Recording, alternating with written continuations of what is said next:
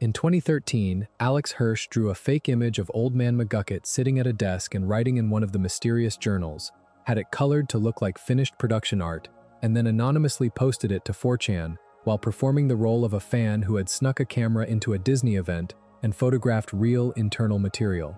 Then, as himself, with his recognizable creator account, he posted an angry tweet about the leak and deleted it immediately, so that anyone who caught the deletion would read it as Disney's legal team intervening, which is exactly how a real internal leak gets handled. The plan, which he has since laid out in his own words step by step, was simple. Make hoax, post to 4chan, post angry tweet, delete tweet, let the internet do the rest. It worked. And that is just one of the things that happened around this show. Tonight we are going through all of it, gently, together. The scandals and the unsolved mysteries, what happened inside the story, what happened behind it in production, and the questions that still do not have clean answers. So get comfortable, turn the lights down low, let your breathing slow, and if you have not subscribed yet, it really does help us keep making these. There is no hurry here. We will be here a while. The thing that separates Gravity Falls from almost every other animated series that has ever aired, children's show or otherwise, is not its villain, not its overarching mythology, not even the emotional precision of its writing, though all of those things are real. It is a structural decision made before the show ever reached screens. The decision to build a second layer of content underneath the visible show, fully encrypted, designed to be found only by the people willing to look for it, and to maintain that layer cleanly and without error across 40 episodes. Every single episode of Gravity Falls contains a cipher encoded in its end credits. Not a visual flourish, not a hidden image that implies something interesting. A real, working, solvable cipher that delivers a message when you break it. Sometimes the message confirms something the episode just showed you. Sometimes it plants a seed for a storyline the show is building toward months in the future. Sometimes it taunts. Sometimes it contains information that could not go through the normal episode channel and needed this secondary one. It is a full second tier of the story running in parallel, invisible unless you are looking for it, and it ran from the first episode to the last. The encryption system escalated in difficulty as the show continued, which was deliberate. The creative team was watching how quickly fans solved each layer and responding by choosing the next one carefully, always a step ahead of where the community felt fully comfortable. Season 1, episodes 1 through 6, use a Caesar cipher. The Caesar cipher is the oldest substitution cipher in recorded history. The system Julius Caesar himself supposedly used to communicate with his generals during military campaigns. In a Caesar cipher, every letter is shifted a fixed number of positions in the alphabet. Gravity Falls used a forward shift of 3 positions, so A becomes D, B becomes E, and so on through the full alphabet. A focused and patient child can break a Caesar cipher in an afternoon with no reference materials at all. That accessibility was entirely intentional. The show wanted fans to find the first cipher quickly, to feel the specific electric experience of decoding their first message and understanding that this layer of the show was real and functional, because that experience is what converts a casual weekend viewer into someone who scrutinizes every frame of every episode for years. By episode 7, the cipher had switched to @bash. @bash reverses the entire alphabet. A becomes Z, B becomes Y, C becomes X, all the way through. It is still simple, but it is a fundamentally different operation from Caesar, and the switch itself was a piece of information. The cipher was not a fixed decorative system. It was going to keep changing. By this point, fan communities on Tumblr, on Reddit, across the Gravity Falls theory forums, had organized themselves around weekly decoding sessions. People posted results, checked each other's work, and maintained running logs of every message the credits had ever delivered, building a cumulative document of what the show was saying through this hidden channel. Episodes 14 through 19 of Season 1 introduced A1Z26, where each letter is replaced by its numerical position in the alphabet. A is 1, B is 2, and so on up to Z as 26. The Season 1 finale, Episode 20, combined all 3 systems in sequence. A 1Z26 applied to the message first, then @bash applied to that result, then Caesar applied last of all. To crack this blind, without knowing which systems were in use or in which order they were stacked, you would need to guess correctly on both counts. The community solved it anyway. The decoding infrastructure was by then organized enough that a 3-layer combined cipher was a shared afternoon project rather than an impenetrable wall. Season 2 then introduced Vigeneer, and the character of the challenge changed entirely. The Vigeneer cipher uses a keyword.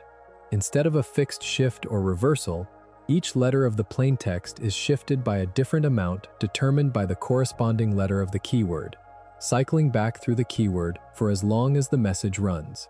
The same plaintext letter can map to different ciphertext letters depending on where you are in the keyword cycle, which makes frequency analysis, the technique that breaks most simple substitution ciphers, far less effective on short messages. Without the keyword, you are genuinely working against resistance.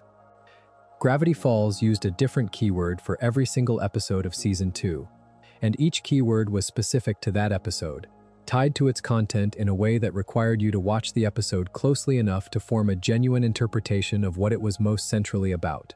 You proposed a keyword, applied it to the cipher, and the resulting plaintext either made coherent sense within the show's language or produced noise that sent you back to reconsider your reading. The decoding process became inseparable from the act of reading the episode well. Cryptography and textual interpretation folded into each other. You could not break the code without understanding the story.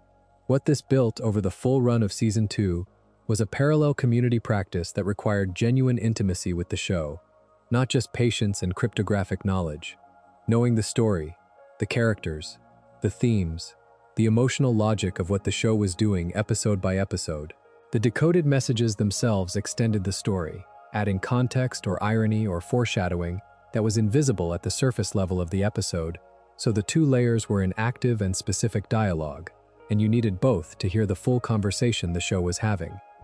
I want to be direct about what this represents as a production achievement, because it tends to get lost in the general glow around the show. Television is expensive and collaborative, and subject to a constant pressure of competing institutional demands. Against all of that, the Gravity Falls team maintained a second narrative track, encrypted, with a different cipher system per season and a different keyword per episode in Season 2, for 40 episodes, and the decoded messages had to be narratively coherent, which means they had to be written and coordinated alongside the episodes themselves. And as far as the fan community has been able to establish, no cipher in the series is broken, garbled, or unsolvable. They did it cleanly, from the first episode to the finale. That is an extraordinary feat that tends to get absorbed into the general category of, the show was clever, when it deserves its own specific recognition. The Weirdmageddon episodes, the 3-part finale of Season 2, add one more layer. The altered opening credits of each Weirdmageddon episode contain reversed audio, hidden speech that you can only hear by reversing the playback. When fans did this with the first Weirdmageddon episode, Bill Cipher's voice came through saying something that fit precisely where the story was at that moment. The second episode held another reversed message, and when fans reversed the opening of the third episode, the series finale, what they heard was not Bill Cipher at all. It was something quieter and more personal, a voice saying something that belongs to the emotional register of a series ending, rather than a villain taunting his adversaries. The production team wrote those reversed messages with the same care they gave any scripted line, because they were going to be heard by the people who were paying closest attention, and those people deserved the real thing.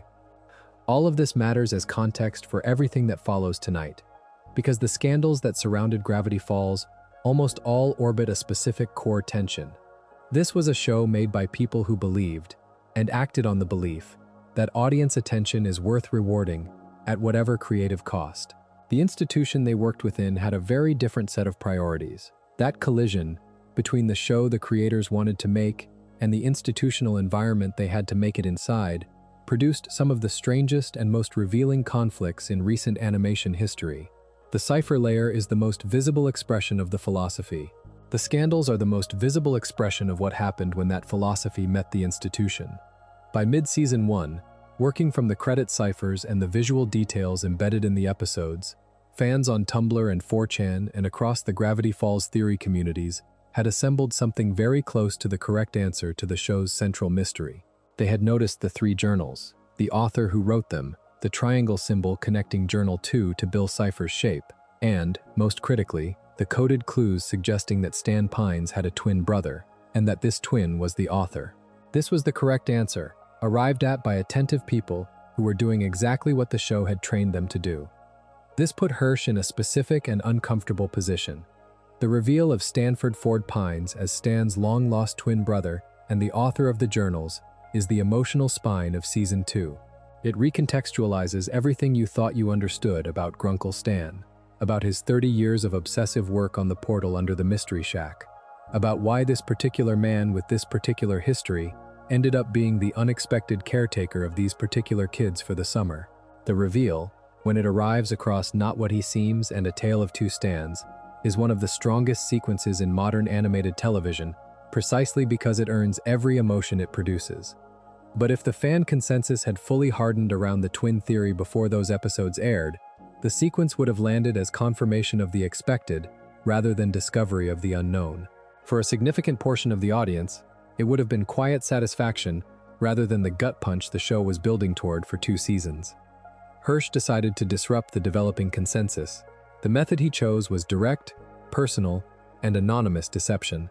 He drew the fake image himself. Young Fiddleford McGucket, the town's shuffling eccentric, at a desk, writing in one of the journals, in a composition designed to imply that McGucket, not any mysterious twin, was the author. He had it colored so it would read as finished production art rather than a quick, informal sketch. Then he created or used an anonymous account and dropped the image on 4chan, performing the character of a fan who had managed to sneak a camera into a Disney studio event and photograph something internal. The image was built to answer the questions a suspicious person would ask. It looked polished enough to be real, detailed enough to seem like it came from someone with access. Then he logged into his actual recognizable account and reacted to the leak with the energy of a creator who had just discovered that private production material had been stolen and distributed without his knowledge or consent. And then he deleted the tweet. The deletion is the most precisely calculated element of the operation. A tweet posted and then deleted by a creator in this context does not read as a sign of innocence or error. It reads as the signature of legal intervention, Disney's team telling him to disengage because engaging with a real leak is worse for the company's position than ignoring it. That specific signature, creator posts, creator goes silent, happens because someone upstairs told them to, only makes sense if the material is genuine. If the tweet had stayed visible, people could have studied it for signs of performance, scrutinized the language for any tell that the anger was manufactured. By deleting it, Hirsch removed the evidence while leaving the impression in place, and the impression was exactly what he needed it to be. He has described his plan in his own words with the steps listed plainly. Make hoax, post to 4chan, post angry tweet, delete tweet, let the internet do the rest. The internet did the rest. The McGucket as author theory spread. Not universally, not without skeptics arguing back, but widely enough that it competed seriously against the twin theory. The correct answer was still circulating. But now it was one of several plausible candidates rather than the emerging consensus, and the community's energy was diffused across argument about which was right rather than converging on a single conclusion. Hirsch had bought time, and he had bought it by using the community's own trust in creator transparency as his primary tool. The hoax held until the show resolved it. In October of 2014, Season 2, Episode 7, Society of the Blind Eye, confirmed McGucket's actual role in the show's history. He was not the author. He was the author's assistant.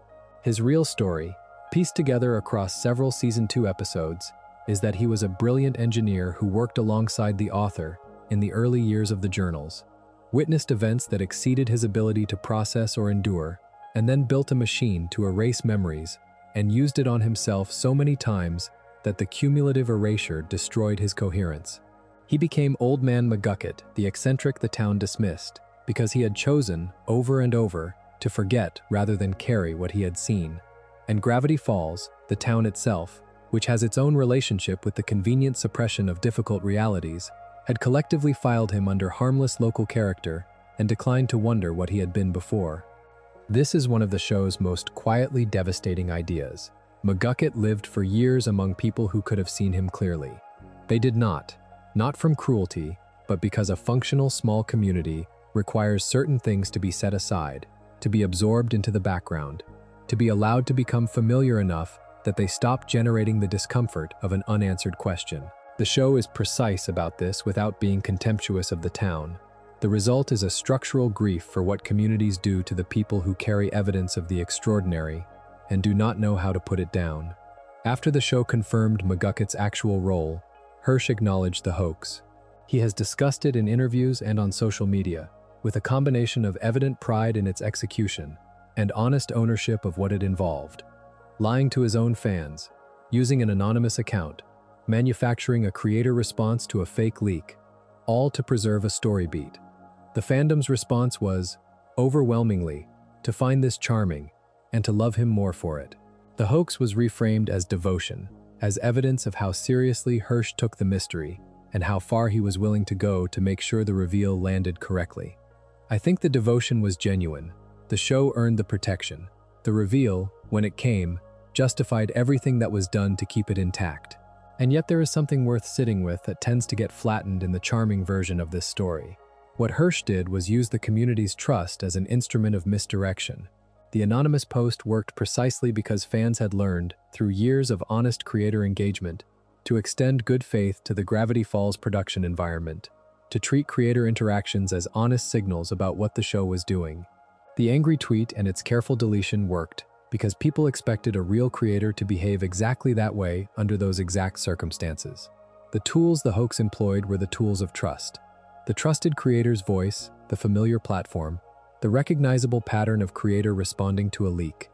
And they were effective because the trust they invoked was real. This is not a simple story about ingenuity. It is also a story about the specific power that a creator holds over a devoted community, and what it looks like when that power is exercised without the community's awareness or consent. No one who was misdirected lost anything they did not eventually get back in a better form. The reveal, protected by the hoax, is genuinely better for having been protected. But the people who were misdirected were given no choice in the matter. Their investment, their theorizing, their careful analytical work was turned into a mechanism for keeping them wrong on purpose by the person those skills were trained on. I am not saying it was the wrong call.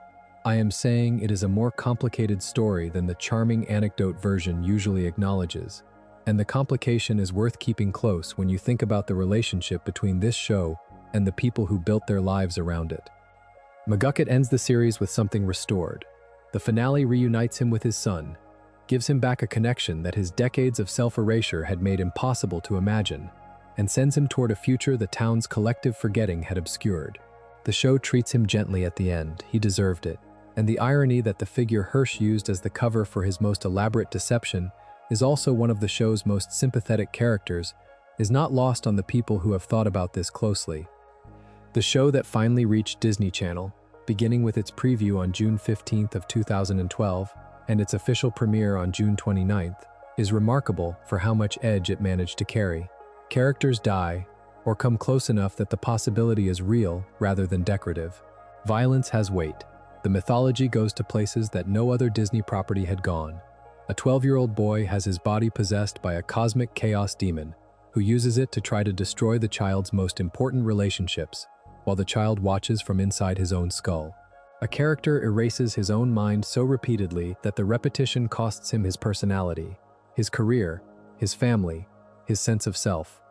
The finale asks a father figure to sacrifice his memories, the entire record of every relationship and experience that made him who he is, in order to save the people he loves from a being that wants to unmake physical reality.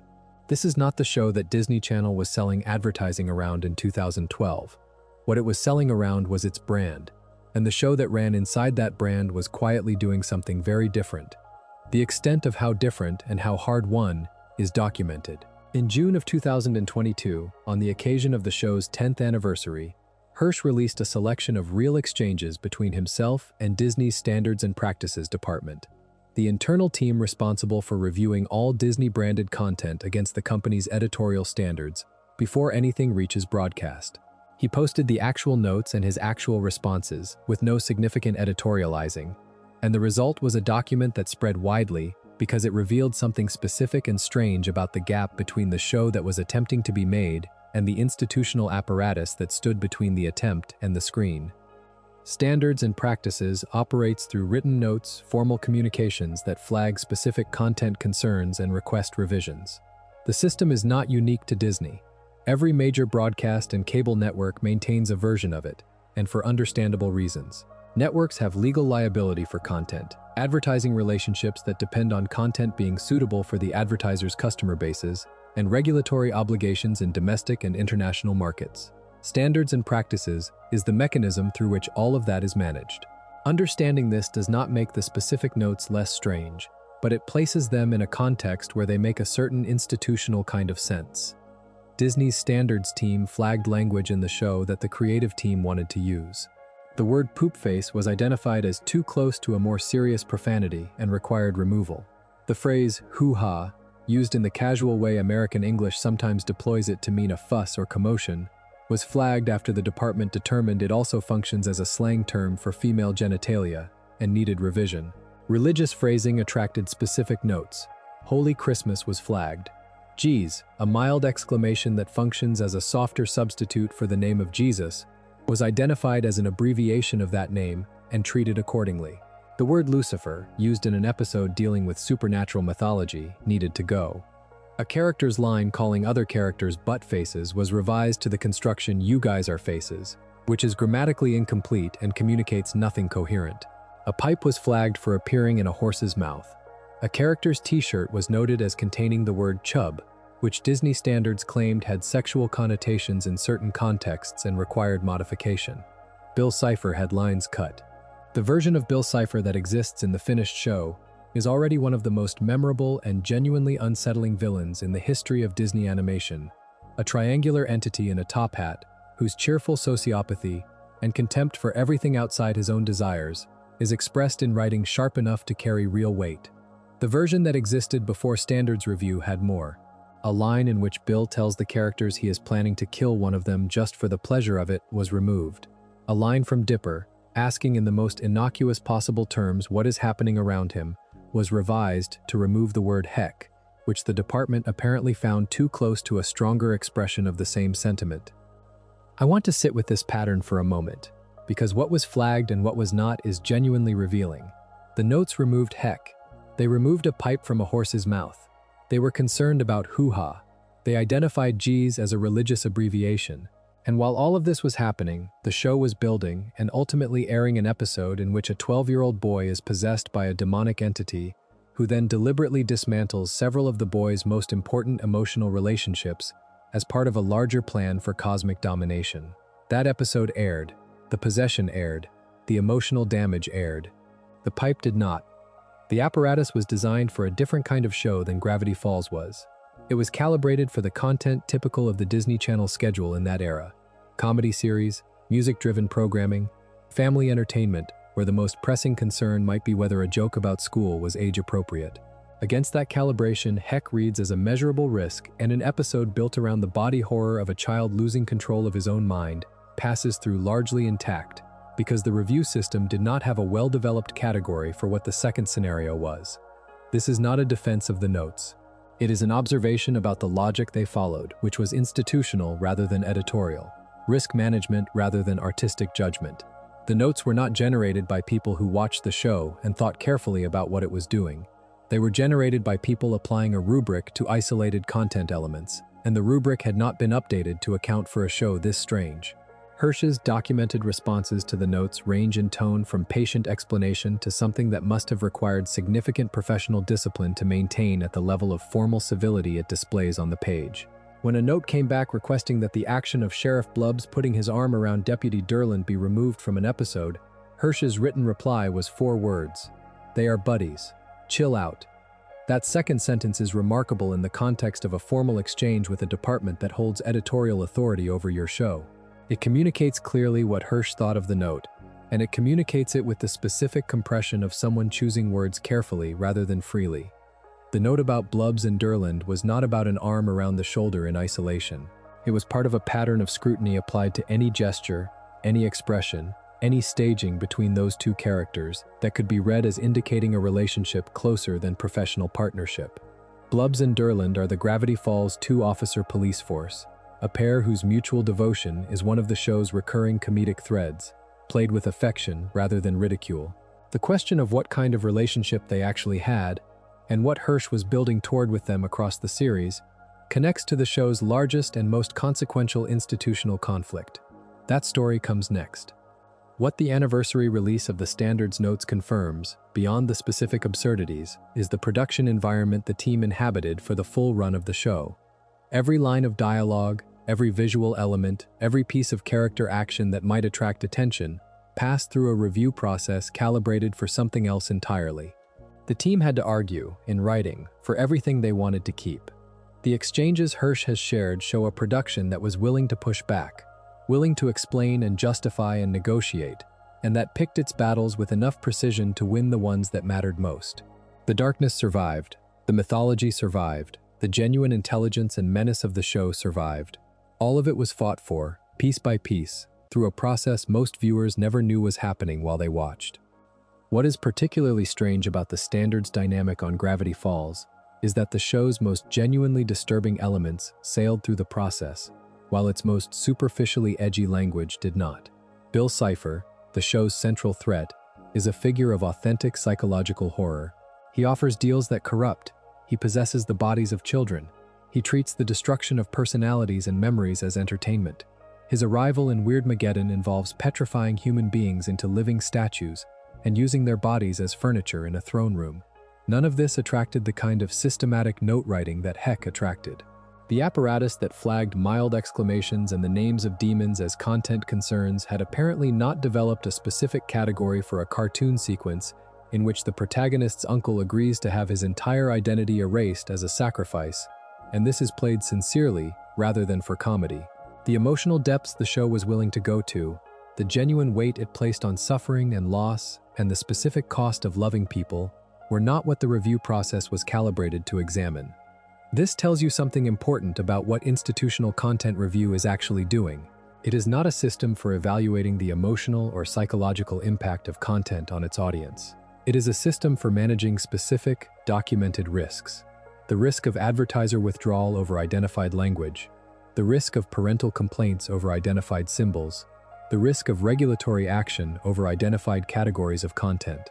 A 12-year-old experiencing the dissolution of his own sense of self while a cosmic entity occupies his body does not sit in any of those documented risk categories in the way hoo-ha does.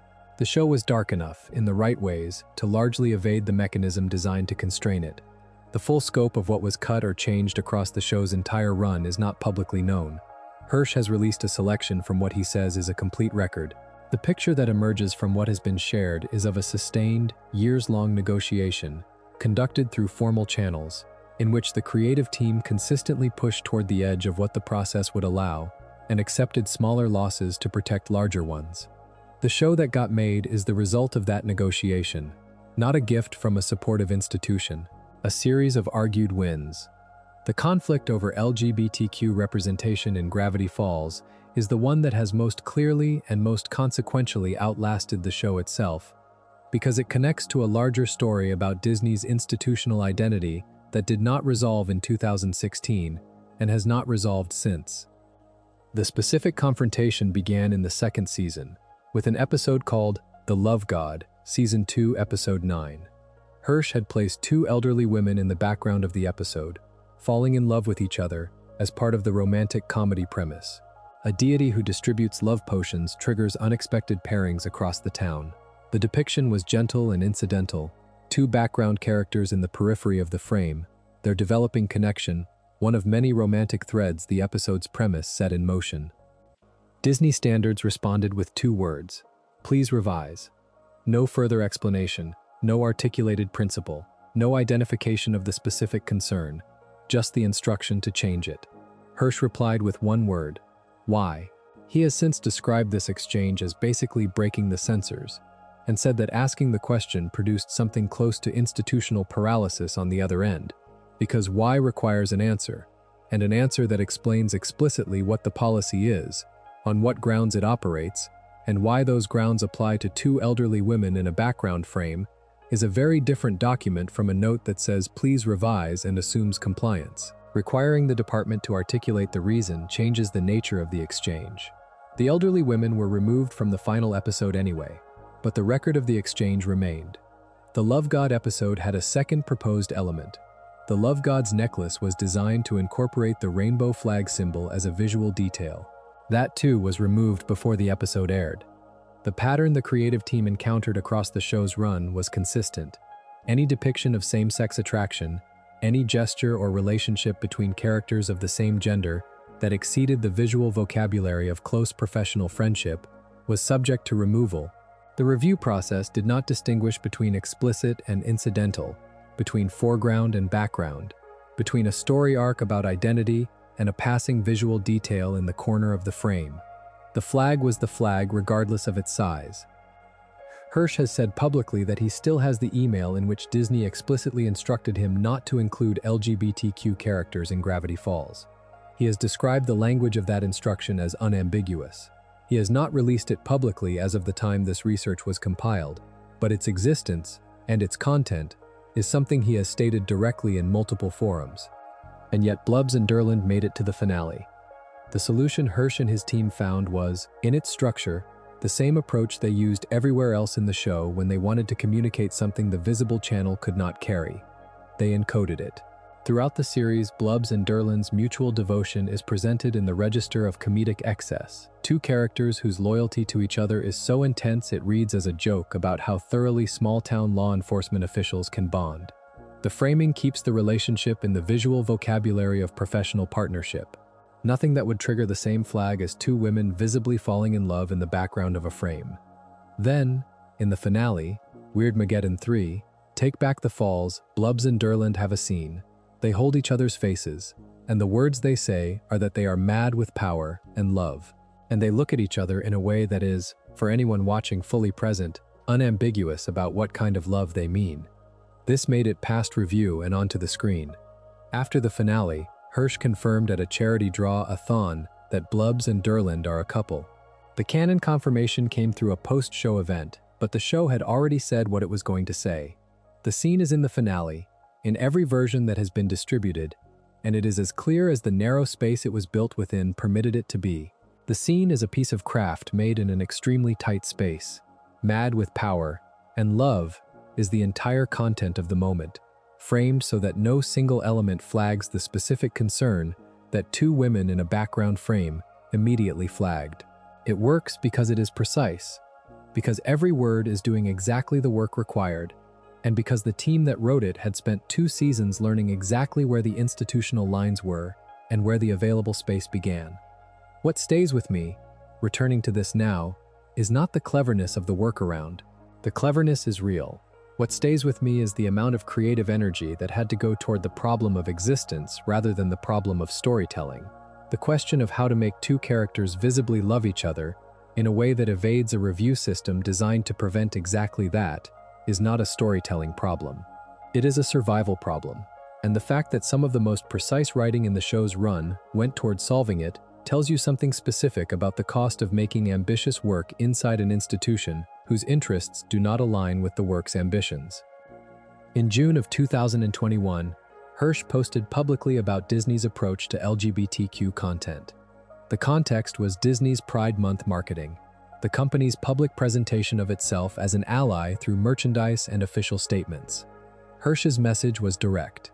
He described how Disney had privately demanded during the Gravity Falls production years that he cut scenes involving gay characters because keeping them would risk the show's distribution relationships in Russia and China, markets with legal or commercial restrictions on such content.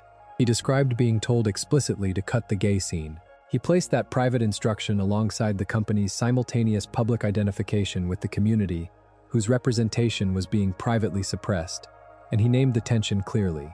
The calculation he identified is not specific to Gravity Falls or to the particular year.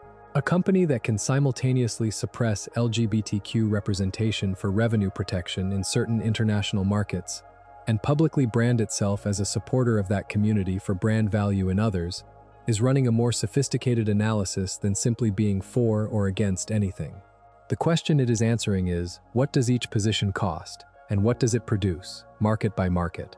That calculation can produce different answers in different contexts, and a company can hold the different answers simultaneously as long as the different audiences do not compare notes. Dana Terrace, who created the Owl House for Disney Channel and who was in a relationship with Hirsch from around 2015 until April of 2022, made the argument with her own show and her own characters. The Owl House, which premiered in 2020, featured a protagonist whose relationship with another female character was depicted on screen as romantic without ambiguity or code. It became the first Disney Channel animated series in which a main character's queerness was explicit in the show itself, rather than confirmed in a post-show event or visible only to audiences who knew to look. Terrace has discussed the institutional battles she fought to make the Owl House what it was, and the resistance did not disappear between Gravity Falls and her show. What changed was the specific outcome of specific battles at a specific institutional moment. The Owl House was then canceled before its planned ending, with a shortened final season that Terrace has described as inadequate to the story she had planned to tell. The official reason given for the cancellation does not reference the show's content. Whether the content was a factor is disputed and unconfirmed by any official source.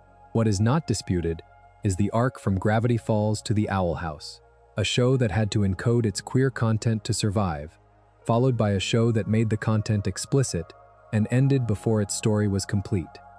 The Blubs and Durland finale scene is not the representation Gravity Falls should have been permitted to have. It is the representation it was able to survive with. That it survives as clearly as it does is a measure of how precisely it was constructed, and the precision was made necessary by the institution. There is a version of the Gravity Falls finale where Blubs and Durland's love for each other is stated as openly as any other character's feelings in the show, and that version does not exist because it was not permitted to. The version that does exist is a monument to the specific skill of working in the space that remains after everything that is not permitted has been taken away. On February 15th and 16th of 2014, Disney Channel announced that Gravity Falls would move its primary broadcast home to Disney XD, the company's secondary channel, alongside a similar announcement for Wander Over Yonder, another Disney animated series. The official framing positioned Disney XD as a better home for adventurous, serialized content, a channel whose audience skewed slightly older and was more predisposed to the kind of show Gravity Falls was. The framing was not false, exactly.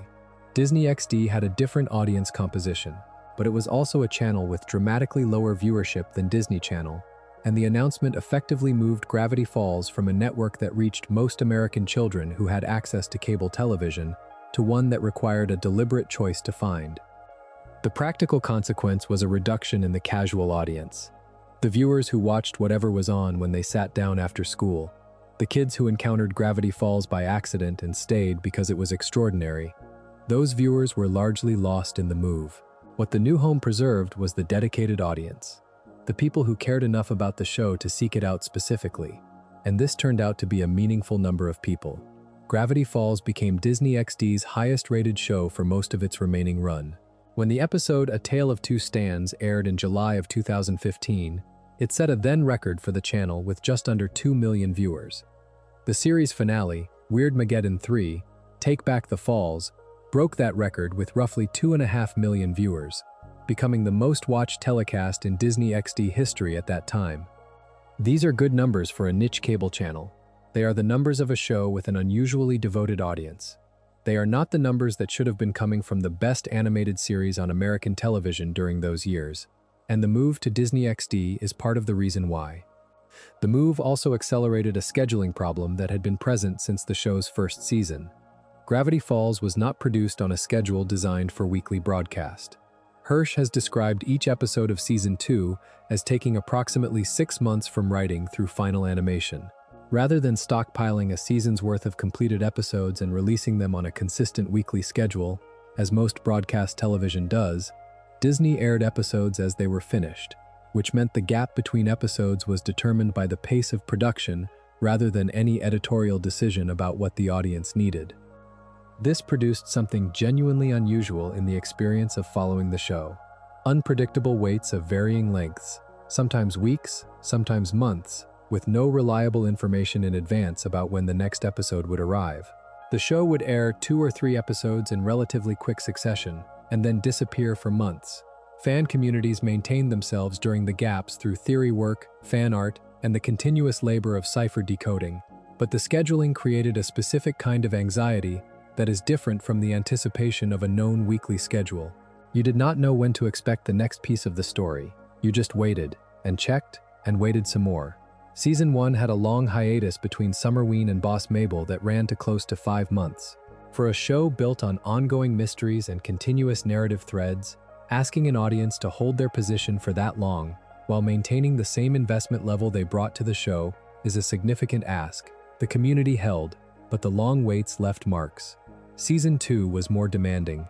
The most discussed wait in the show's history fell between Not What He Seems, Season 2, Episode 11, and A Tale of Two Stands, Season 2, Episode 12. Not What He Seems aired on March 9th of 2015. A Tale of Two Stands aired on July 13th of 2015. Between them, more than 4 months. The reason this particular hiatus acquired legendary status in Gravity Falls fandom is what Not What He Seems contained. The episode is a genuine structural event in the show's history, one that does not just advance the plot, but reconfigures the audience's understanding of everything that preceded it.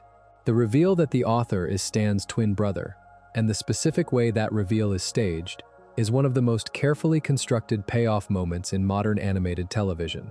The episode does not just show you the twist, it earns it, pulling back layer after layer of what you thought you understood about Grunkle Stan, about the portal, about the show's deepest family relationships. And then it cuts to black, on a moment of maximum uncertainty and maximum emotional intensity. And then nothing, for 4 months. The fan community that spent that stretch waiting for A Tale of Two Stands produced some of the most remarkable fan work generated around any television series during that period. Countdown timers, theory threads that ran to thousands of posts and covered every possible implication of what the episode had revealed. Fan art that processed the emotional weight of the cliffhanger before the resolution existed. The community that had been organized around cipher decoding had the same analytical intelligence now applied to sitting with an unresolved question that the show itself had refused to answer. The result was collective creative work of unusual depth and unusual feeling. When A Tale of Two Stands finally aired on July 13th of 2015, it set a then record for Disney XD viewership. The emotional response to it, documented across fan communities in real time, was the response of an audience that had spent 4 months building toward this moment, and was now receiving what they had been waiting for. The waiting made the arrival different from what it would have been on a weekly schedule. The intensity of the engagement during those 4 months produced something in the community that a more comfortable schedule would not have. I think that is true, and I also think the wait was a failure of the distribution system rather than a feature. The value that accumulated during the wait was something the fan community created in spite of the schedule, not because of it. Asking an audience to generate their own content and their own emotional processing to compensate for the absence of the show they are waiting for is not a reasonable thing to ask. The show was good enough that the audience did it anyway. That reflects well on the show, and less well on the broadcasting infrastructure surrounding it. After Weirdmageddon Part 2 aired, fans faced another long wait before the finale. Then, on November 20th of 2015, before the finale had aired, Hirsch announced publicly that the show would end with Season 2. He was explicit that this was a choice, not an imposition. His specific language, "The show is not being canceled, it is being finished." He had a designed ending, and Season 2 was that ending. The announcement landed on a community that had been living in the gaps of this show for years and had learned, through those gaps, to understand that the absence of the show was part of the relationship with it. Which does not mean the gaps were comfortable. What it means is that the community that loved Gravity Falls had developed specific skills for surviving the waits. And those skills, paradoxically, were the same skills the show had built into them through the cipher layer. Patience, attention, the willingness to work with incomplete information until the next piece arrived. The decision to end the show in Season 2 is, in my view, the right decision. The show has a designed conclusion that depends on its finality. Dipper and Mabel's summer in Gravity Falls ends when summer ends and they go home, and the emotional truth of the show is that this summer, with these people in this strange place, was the last summer of its kind. A third season would have required a third summer, and a third summer would have changed what the first two meant. Some things are better for being finished, but the wait after Not What He Seems is a genuine historical record of how badly a broadcasting system can serve a story it is simultaneously profiting from. The show deserved a more reliable infrastructure. The audience deserved to know when the next episode was coming. Those are simple things, and the fact that they were not provided across the full run of the show is one of the least glamorous but most real scandals in its history. One of the stranger facts about Gravity Falls, given how beloved it is and how deeply its audience engaged with it, is that the show generated remarkably little official merchandise during its run and in the years immediately following. Hirsch has explained this directly. He has stated in his own words that the day Disney acquired Star Wars was the day he understood his merchandise dreams for the show were finished. The precise quote he has used describes the company as too large and Gravity Falls as too small a presence in Disney's consumer products division to compete for resources against a franchise with the commercial footprint of Star Wars. The internal advocacy, the dedicated team energy, the resource allocation required to build a comprehensive merchandise line for an animated series were not going to be directed toward Gravity Falls while Disney was simultaneously managing the integration of one of the largest entertainment franchises in history. That is the business reality as Hirsch has described it, and it tracks with how large entertainment companies allocate attention. What fans received instead was largely what they made themselves. The Gravity Falls fan community produced an enormous volume of unofficial creative work. Art prints, handmade journals, self-manufactured cipher translation sheets, fan-embroidered sweaters in the style of Mabel's, custom-made versions of the Mystery Shack and its contents, and an entire informal economy of craft and design that filled the space the official merchandise pipeline left empty. The community that had organized around decoding ciphers applied the same organizational energy to making the things they wanted to own, because the alternative was owning nothing official. The Journal 3 tie-in book, released on July 26 of 2016, was the significant exception. Hirsch acknowledged it specifically, crediting certain individuals within Disney's internal team for advocating on the project's behalf, describing them as people who stuck their necks out for a Gravity Falls product in an institutional environment that was not prioritizing the show.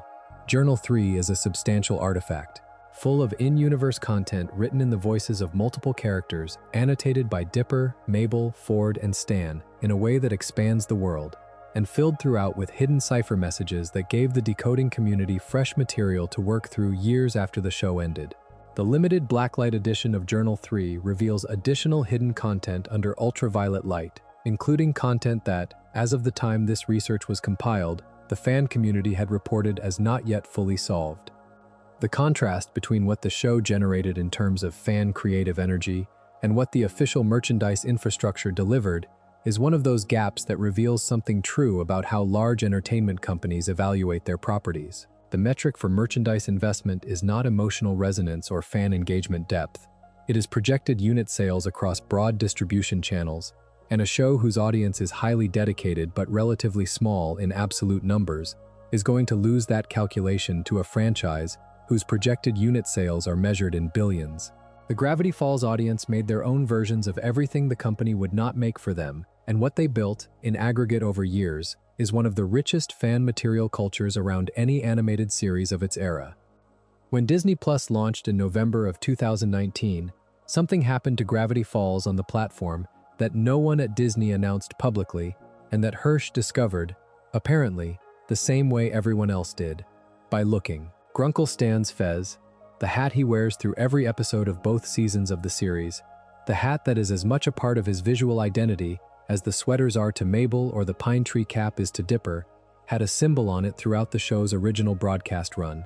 A crescent moon with a fishtail attached, a design that referenced the iconography of the Shriners, the fraternal organization associated with Masonic Society.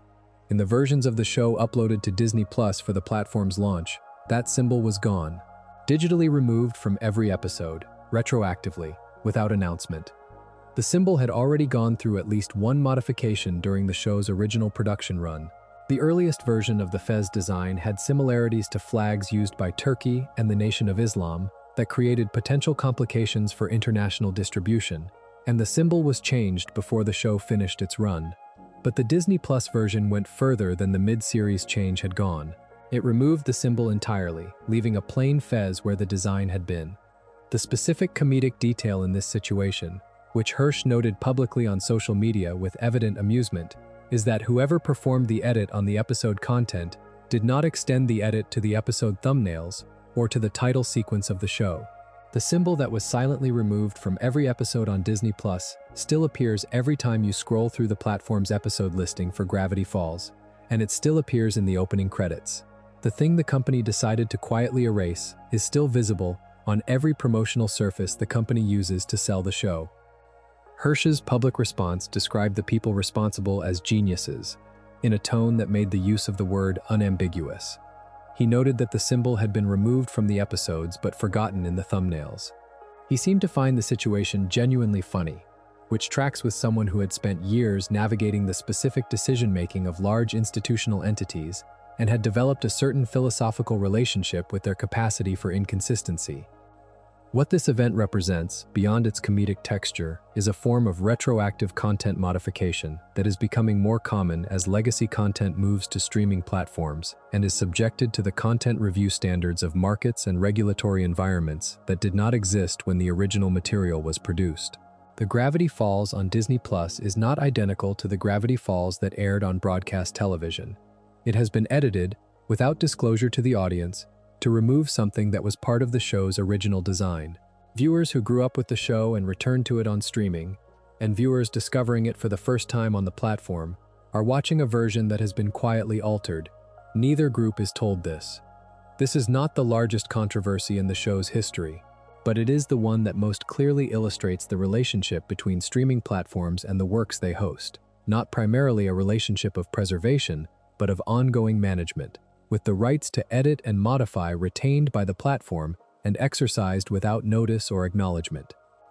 In August of 2018, roughly 2.5 years after the Gravity Falls finale aired on February 15th of 2016, Alex Hirsch signed a multi-year overall deal with Netflix for adult animation. The announcement was covered in entertainment industry press and confirmed what had been a natural inference from the end of Gravity Falls, that the show's conclusion was also a departure from the institutional environment that had produced it. The deal placed Hirsch in the company of other animation creators who had moved from network or cable environments to streaming in the years following the proliferation of Netflix's original programming budget. Pendleton Ward, who had worked alongside Hirsch during their time on The Marvelous Misadventures of Flapjack at Cartoon Network and who created Adventure Time, made a similar move. The trajectory, from a major kids network to a streaming platform that could offer both more creative latitude and different commercial pressures, was becoming a pattern for animation creators of Hirsch's generation and ambition. Between the Gravity Falls finale and the Netflix signing, Hirsch contributed to Spider-Man Into the Spider-Verse and Detective Pikachu, both feature films that arrived to significant critical and audience response.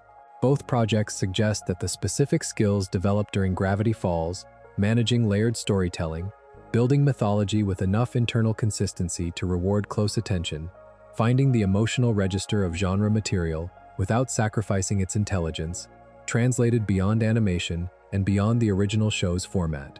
They also suggest that the creative world was interested in what Hirsch did next. As of the time this research was compiled, no Netflix animated series with Hirsch as creator had been publicly announced or released. Development deals in the animation industry frequently produce projects that are announced, developed through multiple stages, and then do not reach the screen, and the details of what Hirsch has been working on at Netflix have not been publicly reported. The deal was for development and production, which is different from a specific confirmed project, and the distance between those two things in the animation industry is considerable. What the Netflix deal represents for Gravity Falls, looking back at it, is one kind of continuation. The skills and the reputation the show generated did not stop when the show did. The creator it produced and the things he was capable of after it are part of the show's legacy in the same way the Cipher layer and the fan community and the Cipher hunt are. Gravity Falls made Hirsch the person whose next project would be anticipated and funded, and it did that by being the kind of show whose creator could be trusted to do something genuinely ambitious rather than something safe. The most persistent unsolved question in Gravity Falls is not about any specific episode or any specific character. It is the question the show posed in its opening scenes and never fully resolved. Why is Gravity Falls like this? The supernatural phenomena of the town are extensively documented by the journals. Stanford Pines spent years in and around Gravity Falls cataloging what was there. Gnomes, lake monsters, shapeshifters, time travelers, ghosts, a cursed wax museum, a copy machine that produces sentient human duplicates, a never-ending convenience store that exists outside normal temporal logic, and dozens of other anomalies that belong to no single coherent category of the supernatural. Ford's journals, all three of them, represent the accumulated effort of a brilliant and methodical mind attempting to map something that exceeds every framework he arrived with. The journals document thoroughly. They describe properties and weaknesses and behavioral patterns. What they do not provide is an explanation of origin. Ford knows what is in Gravity Falls. He does not know, or at least the show does not tell us he knows, why this particular patch of Oregon geography became the site of so much concentrated strangeness. The show implies, across both seasons, that the weirdness of Gravity Falls is older than Ford's arrival there. Certain elements of the town's history suggest the anomalies predate any modern documentation. The geography itself carries a quality in the show's visual language that suggests the strangeness is inherent to the place rather than imported by any specific event or arrival. But this is interpretation. The show never provides a mechanistic explanation for why this small Oregon town became what it is, rather than any other small Oregon town becoming something similar. The most that can be said is that Bill Cipher's influence, his particular interest in this location, and the portal that Ford built under the Mystery Shack are connected to much of what happens in the show. Whether the weirdness was there before Bill found it, or whether Bill in some sense created the conditions for it, is not answered. Hirsch has not, in any publicly available interview or statement, addressed the fundamental origin question directly. Whether the unanswered quality was intentional, a designed open space that gives the show's mythology room to breathe and remain evocative, or whether it was simply not addressed because the show ended before reaching that material, is itself unknown. Both are plausible. A show this carefully constructed tends not to leave important things unaddressed by accident. But the alternative reading, that the show was building toward this and the ending happened before it got there, is also consistent with the evidence. The Dipper clones are a different kind of unanswered question.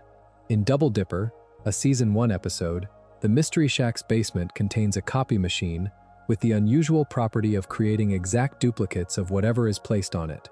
Dipper uses this machine to make copies of himself, and the episode involves a comic negotiation among the original Dipper and his various numbered copies about status, identity, and what each version is owed. The copies are not merely physical replicas. They have Dipper's memories, Dipper's feelings, Dipper's entire inner life at the moment of duplication. They are him, in every sense that matters to them. The episode resolves with the copies being eliminated, or apparently eliminated. But one group of Dipper copies is specifically noted as having escaped on Robbie's bicycle. The show takes a beat to acknowledge this detail. It does not dismiss it, and then it never mentions those copies again. The copies with Dipper's memories, Dipper's feelings, Dipper's everything, riding away into a story the show never tells, are simply not addressed in any subsequent episode of either season. This is the kind of loose end that accumulates in any long-running serialized story and tends to get quietly absorbed into the show's background without comment. What makes the Dipper clone situation interesting in Gravity Falls specifically is the contrast with how carefully everything else was tracked. The show did not forget things casually or often. It was a show of unusually high internal continuity and attention to its own established details. So the missing clones carry a specific weight. Either they were a planned future element that the show's ending simply did not leave space for, or they are genuinely one of the rare cases where the show set up something it did not return to.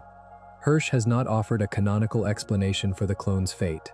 The fan community has theorized extensively about what became of them, ranging from the melancholy, copies who have Dipper's full emotional life attempting to continue as versions of a person the original grew beyond, to the comic, copies assimilated into the strange background population of Gravity Falls without anyone quite noticing. Both readings are consistent with the show's established rules. Neither is confirmed. Ford's monocle is a smaller mystery with an unusual texture because of how specific and visible it is. The spine of Journal 3, the journal most central to the show's mythology, has a small monocle attached to it as a physical detail. Ford Pines, throughout the show, wears glasses. Not a monocle. Glasses are binocular, correcting vision in both eyes. A monocle is a single lens device for one eye. These are not the same thing, and for a show this attentive to visual design and the meaning embedded in visual details, the discrepancy between what Ford wears and what is attached to his most important artifact is the kind of thing that tends to mean something, or to have been designed to look like it means something. Hirsch has not addressed the monocle. The show's canon has not addressed it. The monocle sits there, on the spine of Journal 3, wearing its ambiguity. The fate of Time Baby is more dramatically significant than most of the show's unanswered questions. Time Baby is one of the stranger figures in the show's mythology. an enormous infant with godlike authority over time who functions across several episodes as an improbable but apparently genuine power structure in the supernatural order of things. Time Baby has an army. Time Baby has a history with other entities. Time Baby is, despite the comedic presentation, apparently real and apparently significant. During Weirdmageddon, when Bill Cipher is at the absolute height of his power, after successfully opening a rift in reality and beginning the process of remaking the physical world according to his own design, he encounters Time Baby, and he destroys him, or does something that looks like destroying him. The show is specific about one detail here. Bill is visibly surprised by the amount of energy this requires. The destruction of Time Baby takes more out of Bill than the casual erasure of any ordinary obstacle would. This is the show signaling that Time Baby was more significant than his presentation suggested, that eliminating him was not trivial. And then the show moves on, and Time Baby is never mentioned again, and whether he was genuinely destroyed, or scattered across time in a form that might reassemble, or simply incapacitated in a way that looks like destruction to an outside observer, is not established. The fan theories around Time Baby's fate tend to take the narrative signal seriously. The show told us destroying him was harder than expected, and build from there. The most common speculation is that a being with temporal authority cannot simply be unmade, that what looks like destruction from outside a time stream might not register the same way from inside one. These are interpretations, not canon. The show does not confirm them, but the fact that the show went out of its way to make Bill's difficulty with Time Baby visible and then did nothing further with that information is the kind of thing that keeps a fandom's analytical attention for years. The uncracked cipher in the limited blacklight edition of Journal 3 sits in a different category from all of these, because it is the only one in which the audience holds an active unsolved role. The limited blacklight edition of the official Journal 3 tie-in book, released in July of 2016, reveals additional hidden content when exposed to ultraviolet light. This content was built in as an extra layer for the most dedicated collectors and fans.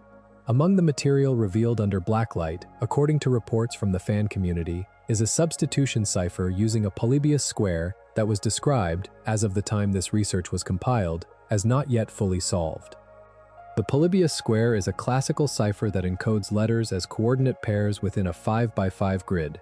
To decode it without knowing the arrangement of letters in the specific grid used, you need to identify how the grid was constructed, which may itself require decoding or guessing. If the grid arrangement is non-standard, or if the letters have been shuffled in a way that requires a separate key, the cipher can resist decoding even when the basic method is known. The Blacklight Edition cipher may be genuinely unsolved. It may have been solved by someone in the community who did not report it widely. It may be something Hirsch or a member of his team holds the answer to and has not released. Of all the show's open questions, this is the one that is most specifically a puzzle waiting to be finished. A cipher in a book that can still be held and read and examined under the right light. The show's unanswered questions form a specific texture when you consider them together. They are not, mostly, gaps in the storytelling. The storytelling is tight, and the major narrative threads are paid off with unusual completeness for a serialized show of this ambition. What they are, taken together, is the feeling that Gravity Falls is larger than the 2 seasons that documented it, that the territory Ford was mapping exceeds the portion the show had time to show, that the world where these things happen extends beyond the edges of what the camera covered. That feeling is itself one of the show's most significant achievements, a story that feels larger than itself from the inside, where the documented portion leaves you confident that the undocumented portion is equally real and equally dense, is a story built with a specific architectural ambition, and Gravity Falls achieves it. The unanswered questions are not failures. They are the evidence of a world that was bigger than the time allowed for it. The most discussed single moment in Gravity Falls history as a fan community mystery arrived in the final scene of the series finale, and most of the people watching it on first broadcast did not know it was there. In Weirdmageddon 3, Take Back the Falls, which aired on February 15th of 2016, the climax of the episode involves Bill Cipher's destruction inside the mindscape of Stanley Pines. The setup requires understanding a few things. Bill, in his Weirdmageddon form, has successfully breached physical reality and begun remaking it. The heroes have a single possible weapon against him. If someone with whom Bill has made a deal can invite Bill into their mindscape, Ford can then apply a memory-wiping technique to the host mind, erasing everything inside it, including Bill, who would be caught inside the dissolving mental space. Stan volunteers. He has never made a deal with Bill, but he and Ford are twins with enough structural similarity that, when Ford begins the erasure and Stan is ready to receive it, Bill cannot distinguish between them in time to escape. Stan agrees to have his mind erased entirely. Everything he is, everything he has experienced, everyone he has loved and lost and fought to protect for 30 years, goes with the erasure. He chooses this. The moment in which he makes the choice and the moment in which the choice is executed are among the most emotionally weighted sequences in the series. Bill, caught inside Stan's dissolving consciousness, cries out. What Bill says in that moment is distorted in the broadcast audio. Played forward, at the speed of normal playback, it is not clearly language, but the distortion has a specific quality, a reversal quality, and fans who heard it and reversed the audio almost immediately after the episode aired discovered that it was clearly and fully language when played backwards. The reversed audio delivers a message that is one of the most provocative, unanswered questions any television series finale has ever produced. Axolotl. My time has come to burn. I invoke the ancient power that I may return. Bill spells out the name Axolotl, letter by letter. Then he invokes something. Then he promises to return. The axolotl is a real species of aquatic salamander, native to the lake systems of Mexico City and known, among biologists and people who keep unusual pets, for its extraordinary regenerative abilities. An axolotl can regrow a lost limb with full functionality. It can regrow portions of its heart. It has demonstrated the ability to regrow portions of its brain. The regenerative capacity of a real axolotl is, among vertebrate animals, among the most remarkable ever documented. In the context of a show where Bill Cipher is invoking something named after this animal in his final moment, in a message hidden in the reversed audio of a scene depicting his apparent destruction, the symbolism is not subtle. The name had not appeared in the show before this moment. Nothing in either season had introduced an entity or force or cosmic structure called the axolotl. Bill Cipher, in his final distorted backwards words, was invoking something that had no context yet in the established mythology, calling on a name the audience had never heard, and promising that the ending they had just witnessed was not final. This sat as an open question from February of 2016 for 8.5 years. During those years, the fan community generated an extensive body of theory about what the axolotl was and what the invocation meant. The most developed reading positioned the axolotl as a cosmic entity of higher order than Bill himself, something existing at a level of the universe's fundamental structure that the show had gestured toward without fully entering. Bill operates in a dimension of chaos and impossible geometry. He speaks of being able to access nearly anything. He is, within the show's established scale of power, close to the top of what we see. But the strained quality of his Weirdmageddon, the effort it requires, the specific surprise of how hard it was to eliminate Time Baby, suggests that Bill is not at the absolute top. There are things above him in the hierarchy. The axolotl, the theory held, was one of those things, and the backwards message was Bill claiming access to something higher than himself, something with the authority or the power to reverse what was being done to him. Another reading focused on the regenerative symbolism. Real axolotls do not die the way other animals do when damaged. They regrow. The thing named axolotl in this reading was not primarily a social or political structure in the cosmic hierarchy, but a force or principle of regeneration, something whose nature is specifically the reversal of ending, and Bill's invocation of it was an appeal to that principle in the moment of his apparent death. The Weirdmageddon credit sequences offered additional material during those 8 years. The opening of the first Weirdmageddon episode contains reversed audio that, when played backwards, delivers Bill's voice saying that he is watching the nerds. The second Weirdmageddon episode's reversed opening contains Bill saying that he is watching you. These are atmospheric and present tense, the voice of a villain in the middle of his story. They belong to the Weirdmageddon that was happening rather than to the question of what comes after. The reversed audio in the third episode's opening, the series finale, is different in register. It is quieter, and it says goodbye to Gravity Falls. This belongs to the ending rather than to the threat. It is the voice of something acknowledging that the story is closing. The axolotl message is different from all of these. It does not acknowledge closure, it denies it. It promises something that the show's ending appears to have prevented. And for 8 years, the only thing the audience could do with that promise was sit with it and wonder. When a show ends the way Gravity Falls ended, deliberately, on the creator's terms, with a designed conclusion rather than a cancellation, the fan community finds itself in a specific and unusual position. The show is finished, not left incomplete, not interrupted mid-thought, not canceled before the story was told. Finished. The ending that was always going to be the ending has happened, and the question now is what the relationship between the audience and the story looks like when there is no more story to wait for. For the Gravity Falls fan community, the period between the series finale on February 15th of 2016 and the beginning of what came next was a few months. Months in which the reversed Axolotl audio was already decoded and circulating, in which the promise it carried, "My time has come to burn, I invoke the ancient power that I may return," was already a document of something unresolved in what was supposed to be a completed story. Months in which the Cipher community, which had spent 4 years building the organizational infrastructure to decode encrypted content on a weekly basis, had no new encrypted content to decode, and was working instead with the material the show had already produced, rereading, redecoding, finding things that had been in the episodes all along and had not yet been located and documented. The fan community around Gravity Falls after the finale is a case study in what happens to a community built around active engagement when the object of engagement concludes. Communities built around ongoing content, weekly episodes and seasonal releases, and new cipher messages to decode have a specific rhythm. The rhythm ends when the content ends. What remains is the community itself, and the question of what communities do with themselves when the external schedule that organized them disappears. The Gravity Falls community kept the internal structure it had built. The theory threads did not stop. The decoding archives remained active. The analysis of the show's hidden layers continued because the layers had not been fully mapped when the show ended, and the process of mapping them did not have a natural conclusion point just because the broadcast schedule had reached one. There were still frames in still episodes that had not been examined closely enough. There were still decoded cipher messages whose implications had not been fully traced against the rest of the show's mythology. The community had 2 seasons of content and the habits of careful, collaborative attention they had developed across 4 years, and they used both.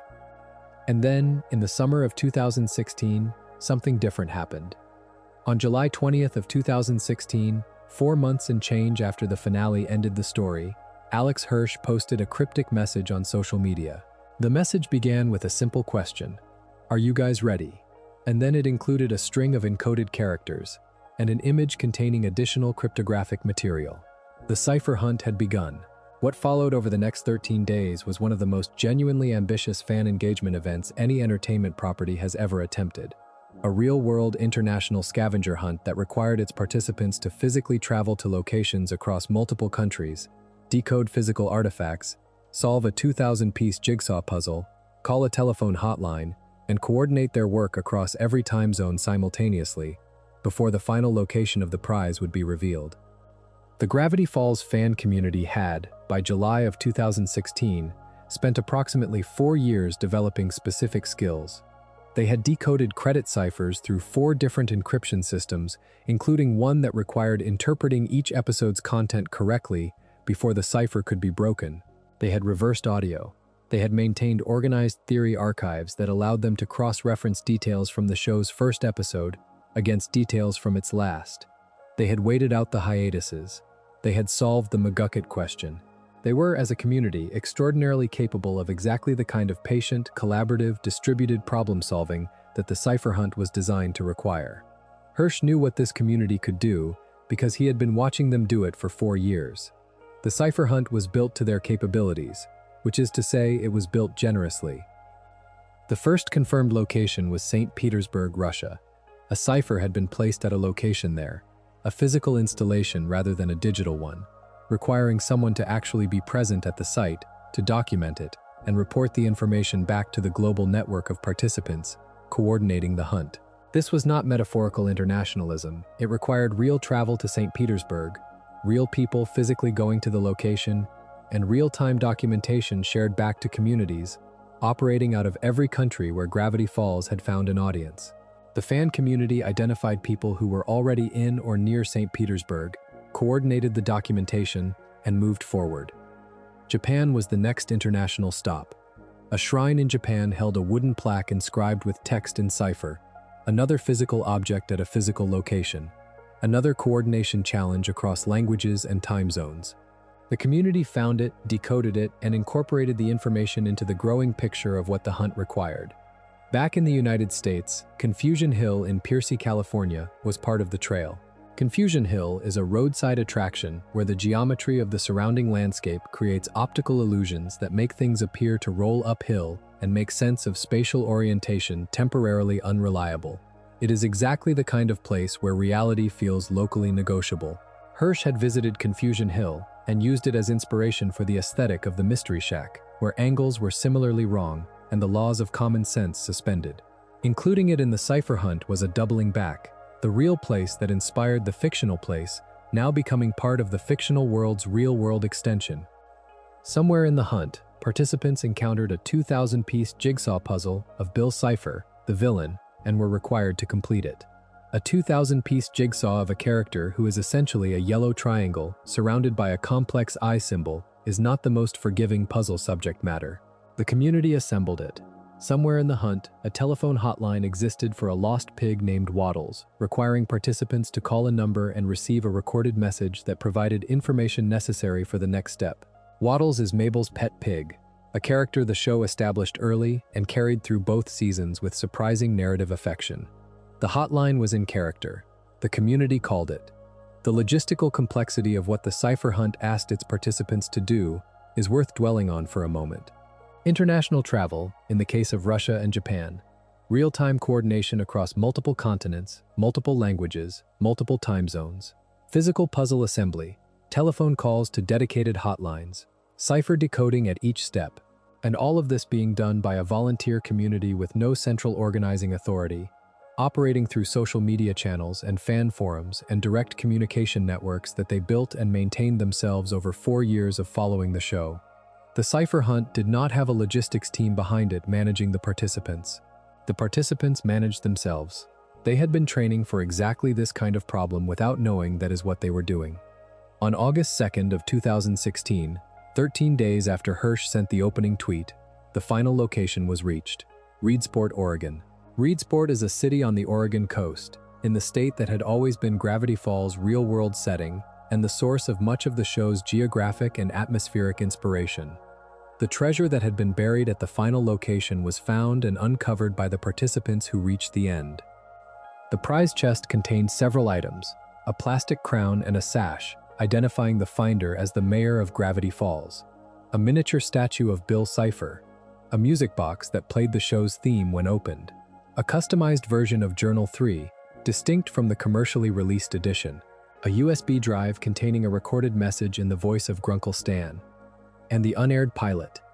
The pilot episode of Gravity Falls, the production created around 2010 to convince Disney to greenlight the series, had never been publicly available in any form.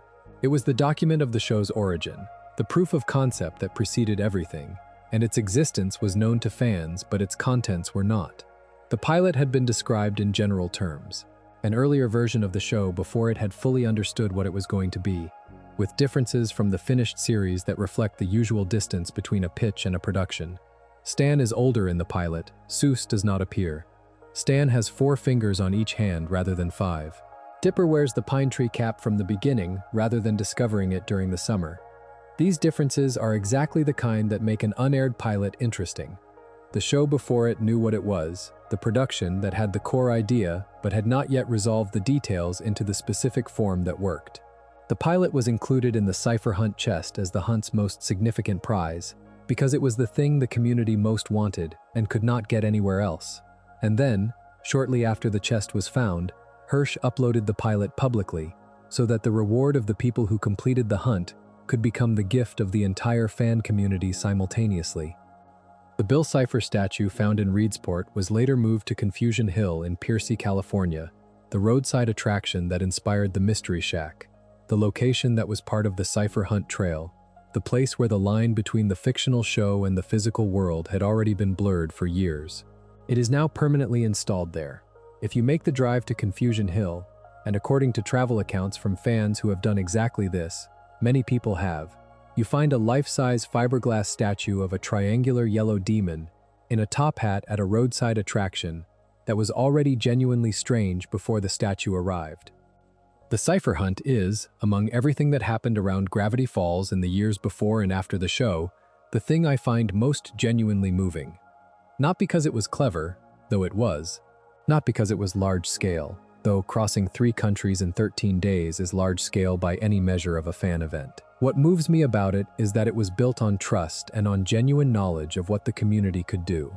Hirsch designed a hunt that required international coordination, real travel, physical artifact decoding, jigsaw completion, and telephone hotlines, and released it to a community with no central authority and no guaranteed success, because he had watched that community work for 4 years and understood what they were capable of.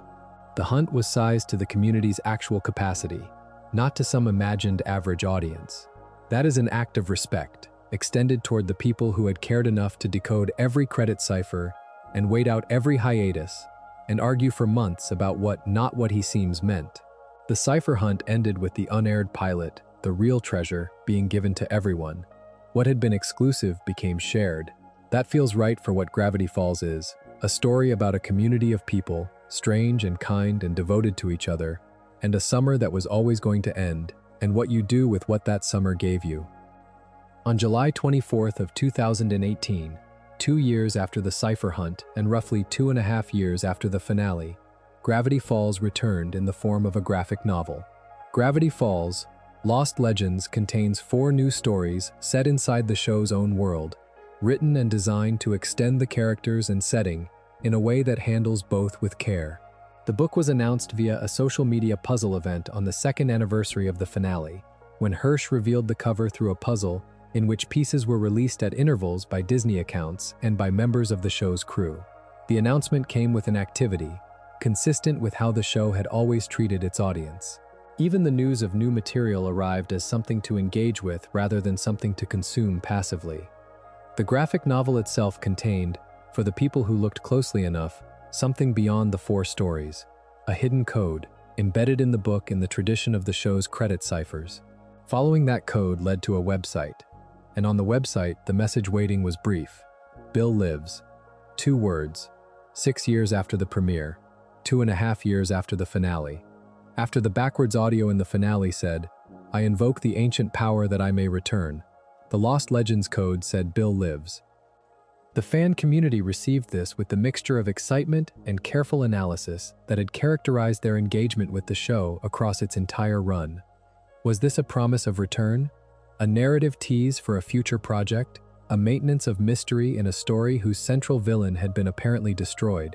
A piece of marketing for the book rather than a genuine revelation? The community considered all of these readings. None could be confirmed or ruled out on the available evidence. Bill Lives sat alongside the reversed Axolotl message as the second unresolved promise from the show's creative team that Bill Cipher's story was not simply finished. What made Bill Lives particularly interesting, in retrospect, is that it was not ambiguous about its claim. Not Bill might live, not could Bill live. The website said Bill Lives, present tense, declarative. Whatever else it was a statement the show's creative materials made and left standing. For 6 years, from July of 2018 until the summer of 2024, the statement stood without further context. On July 23rd of 2024, the Book of Bill was published. Written by Hirsch and released more than 8 years after the finale, the book is narrated from Bill Cipher's perspective and formatted as a journal, extending the show's mythology in a direction the backwards audio had implied and the Bill Lives message had confirmed, while the Axolotl invocation had pointed toward but not explained. The Book of Bill is, in a sense, Bill's therapeutic journal. This requires sitting with for a moment. The Axolotl, the entity invoked by name in Bill's final backwards message, is confirmed in the book as a real entity in the show's cosmology, something that exists at a level of the cosmic architecture above and prior to Bill's triangular dimension, possessing the kind of fundamental authority that Bill's entire existence has been positioned as operating beneath, without ever acknowledging. The Axolotl is not merely more powerful than Bill. It is the kind of entity that has the authority to impose consequence on a being of Bill's nature. to sentence him to something, to require from him something he cannot simply escape through the usual chaos magic. And what the Axolotl imposes on Bill, rather than clean elimination, is an extended interior reckoning, a cosmic sentence of forced self-examination. Bill Cipher, who nearly unmade physical reality in Weirdmageddon, who consumed the mindscapes of his enemies for amusement, who planned the death of everything, is placed in a position that requires him to look inward. The framing device of the book, the mechanism by which this material reaches the reader, is that Bill has sent the journal to Earth as an escape attempt. The entire Book of Bill is an artifact of Bill's ongoing effort to find a way out of his cosmic sentence, disguised as self-reflection and sent to the physical world as a message in a bottle.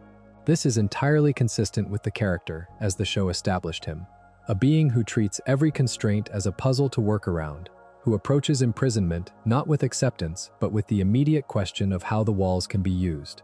Even mandated introspection becomes a scheme.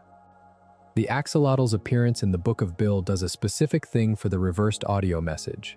It provides the context the audio had lacked for 8 years. The invocation was real. The Axolotl existed in the mythology all along. Bill's promise that he might return was not empty. It reflects a genuine cosmic structure, in which his destruction was not absolute, in which the entity he invoked has the authority to impose continued existence on him in a specific and constrained form. The promise of return was also, it turns out, a sentence handed down by something higher than him, rather than a triumphant declaration of his own power. The Book of Bill also maintains an interactive puzzle element in the tradition of the show's Cipher layer. A website built around the book can be accessed with a specific password, T.J. Eckelberg.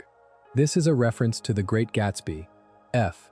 Scott Fitzgerald's novel, in which the giant advertising billboard of a faceless optician, the eyes of Dr. T.J. Eckelberg, watches over the Valley of Ashes without response or comment, seeing everything and doing nothing. A constant presence that the characters below can no more escape than they can escape being observed. The Eckelberg eyes watching over a landscape of moral compromise, and Bill Cipher, the eye-shaped consciousness watching over Gravity Falls from his nightmare dimension, share an aesthetic and a disposition that the Book of Bill is acknowledging with its choice of password. Both see everything. Both are outside the system they observe. Both function in their respective stories as the thing that watches you while you make your choices. The password rewards literary attention alongside Gravity Falls attention. To recognize T.J. Eckelberg, you need to know The Great Gatsby. The Book of Bill, 8 years after the show that spawned it, is still asking its audience to show up prepared. Whether the Book of Bill satisfies the 8-year question depends on what you were hoping the Axolotl message would mean. If you wanted a direct sequel, a continuation of the story in the show's own medium, the Book of Bill is not that. If you wanted the backward audio to be explained and integrated into a coherent mythology, the Book of Bill does that. If you wanted confirmation that Bill Cipher's story is not simply finished, the Book of Bill provides it in a form that is also, simultaneously, a character study of a cosmic villain forced to engage with his own interior life, which is either the funniest possible fate for Bill Cipher or the most appropriate one, depending on how you look at it. 8 years is a long time for a backwards audio message to sit as an open question. The fact that the answer came in book form rather than as a television production is itself a statement about what Gravity Falls is now. A story that ended in animation and continues in print, its mythology growing in a different medium, while the original work stays exactly where it was, complete and unchanged. The show that aired on Disney Channel and Disney XD between 2012 and 2016 is finished. The world it created is not. In June of 2024, Meredith Roberts, Disney's Executive Vice President of Television Animation, confirmed in a public interview that the company was in conversations with Alex Hirsch about a possible Gravity Falls revival. The specific language used was that they were in conversations with Alex, and that they would never say never. No format was confirmed, no timeline was established, no specific project was announced, no season count, no platform, no creative direction, no confirmation that the conversations had produced anything beyond the conversations themselves. In the period following the statement, informal posts on fan wikis and across social media appeared claiming that further seasons of Gravity Falls had been announced. As far as any verifiable source can establish, these claims do not appear to be based on any confirmed official announcement. They appear to be the product of fan anticipation compressing the distance between in conversations and confirmed. which is a very human response to wanting something to be true. As of the time this research was compiled, no Gravity Falls revival has been confirmed in any official capacity. The question of whether a Gravity Falls revival is something the show needs is genuinely interesting and not simple to answer. The show's ending is designed to be final, not a cliffhanger, not an invitation, not an open door. The emotional logic of the finale depends on the summer ending and the twins going home, on the specific loss that comes with leaving a place and a version of yourself you can never fully return to. Dipper and Mabel's summer in Gravity Falls is over in the show because the kind of summer it was is over in them, and extending that with another season would require either pretending that endings are not real or acknowledging that they are, and then having the show contradict its own deepest feeling. Against that, the argument for a return is simpler and not obviously wrong. If Hirsch has a story he genuinely wants to tell in that world, a story that honors what the original was rather than trading on it, there is no principled reason it should not exist. The question is not whether more Gravity Falls could be made, it is whether more Gravity Falls would be made from the same place of genuine artistic necessity that the original was, or from the institutional recognition that the intellectual property is commercially valuable and an audience exists to receive whatever is produced under that name. The history of the show's relationship with Disney suggests that Hirsch would not make a revival he was not genuinely committed to. The McGucket hoax was an extreme measure taken to protect a single story beat. The sustained battles over standards notes were the behavior of someone who cared specifically about what was on screen, rather than generally about having something on screen. The decision to end the show at 2 seasons rather than extend it was a refusal of the easy continuation. These are not the patterns of a creator who makes content for the sake of making content. But the decision about a revival, if it happens, will not be made by Hirsch alone. Disney holds the intellectual property. The conversation Meredith Roberts described is a conversation between a creator and a corporation, and the history of that specific relationship across the original show's production run is a history of institutional friction, of fought-for creative choices, of lines that had to be argued over rather than given. If a revival happens, it will happen inside an institutional context that has not fundamentally changed, even if specific circumstances have. The fan community will wait for news because this is what this particular fan community does. They waited through the long hiatuses between Season 1 episodes. They waited between Not What He Seems and its resolution. They waited 8 years for the Axolotl question to be answered. Waiting is a skill this community developed across years of living, with a show that gave them things at its own pace and never apologized for the gaps. Another wait, for a revival that may or may not materialize, is something they are structurally prepared for.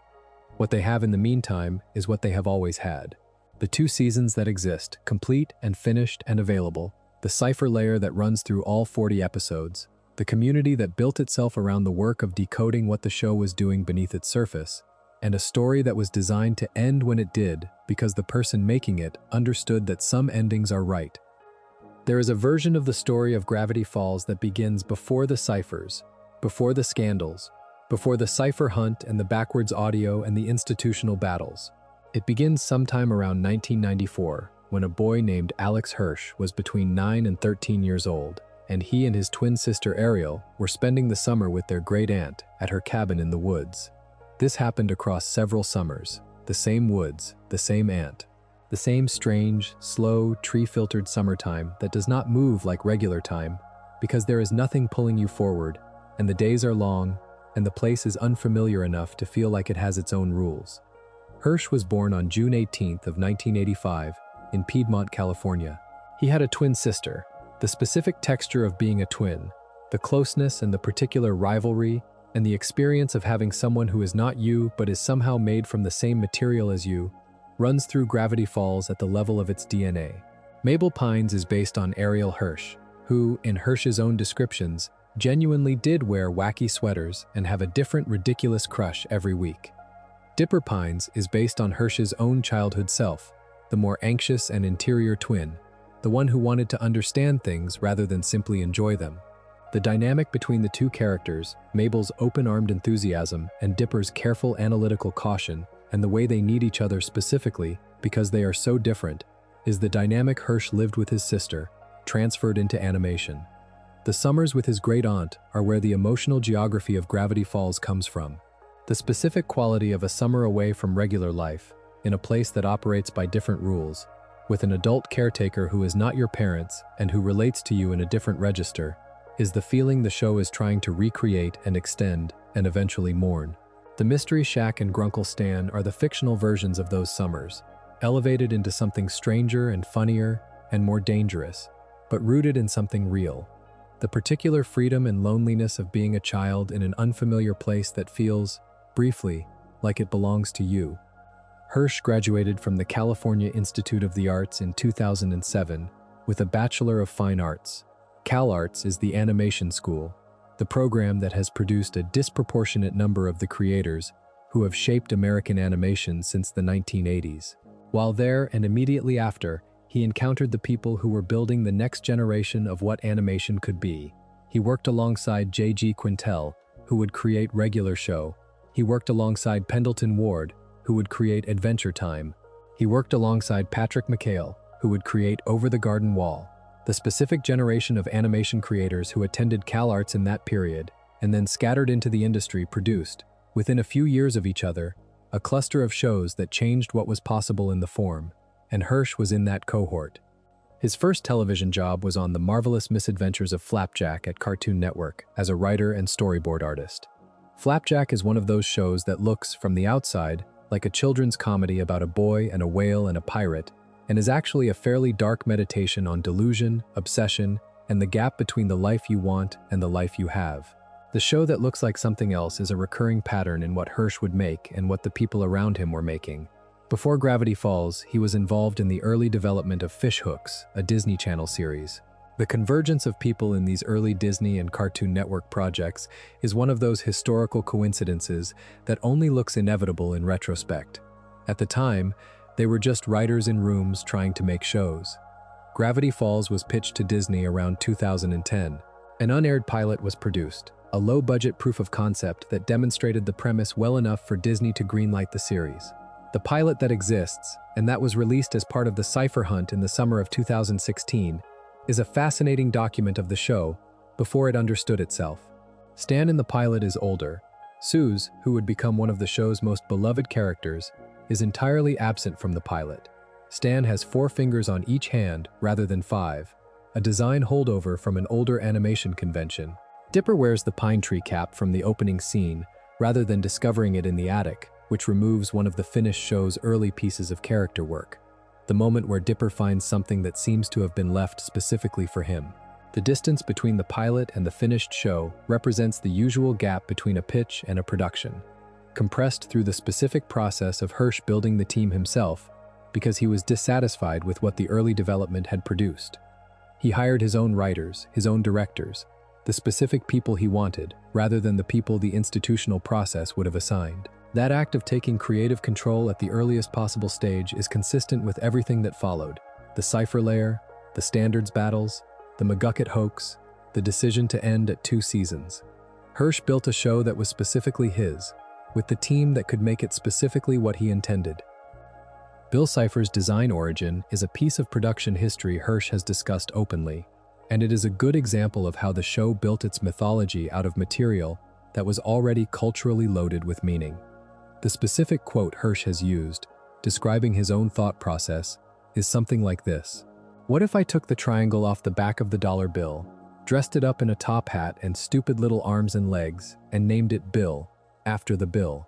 The eye of Providence, the all-seeing eye inside the triangle on the reverse of the United States dollar, is one of the most recognizable symbols in American culture, and one of the most symbolically dense.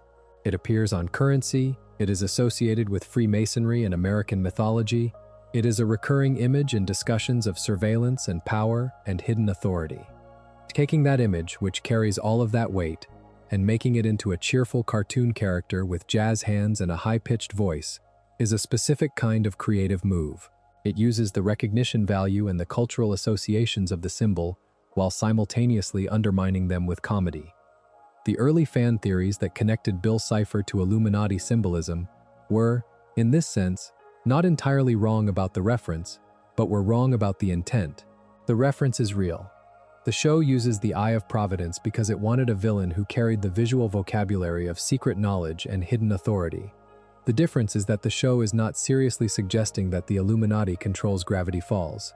It is using the aesthetic of that mythology as a design language for a chaos demon who genuinely does know more than anyone else and genuinely does operate beyond the boundaries of normal cause and effect. What the Eye of Providence design does for Bill Cipher specifically is make him legible as a threat at the visual level before he does anything frightening. You look at Bill Cipher, and your cultural memory of that symbol activates associations of surveillance, of hidden power, of something that sees you. The comedy of the top hat and the arms and the cheerful voice is then layered over that activated association, which produces the specific quality of Bill Cipher's menace. He is funny until he suddenly is not, and the moment the comedy drops, the original associations of the symbol are still there underneath. Hirsch voices Bill Cipher in the finished show. He also voices Grunkle Stan, Seuss, Old Man McGucket, and various minor characters. This fact is worth sitting with for a moment because of what it means about the show's emotional core. The person who gave voice to the villain also gave voice to the uncle, the show's most human and most compromised, and ultimately most heroic figure. Bill Cipher and Grunkle Stan are performed by the same person, the cosmic chaos demon who wants to unmake reality, and the con man who spent 30 years trying to save his brother come from the same throat. Whether this is a coincidence of production convenience or a deliberate artistic choice about the relationship between the show's light and dark, it produces something interesting. Listening carefully to both, especially in episodes where they share scenes or the episode deals explicitly with the relationship between what Stan is and what Bill is, you hear the same instrument being played in two very different registers. Jason Ritter voiced Dipper. Kristen Schaal voiced Mabel. J.K. Simmons voiced Ford, the author, Stan's twin. Linda Cardellini voiced Wendy. The cast assembled for Gravity Falls is, by the standards of animation voice work, unusually strong, and the specific choice of Simmons for Ford is worth noting. Simmons has a voice that carries both intellectual authority and emotional distance, the precise combination Ford requires.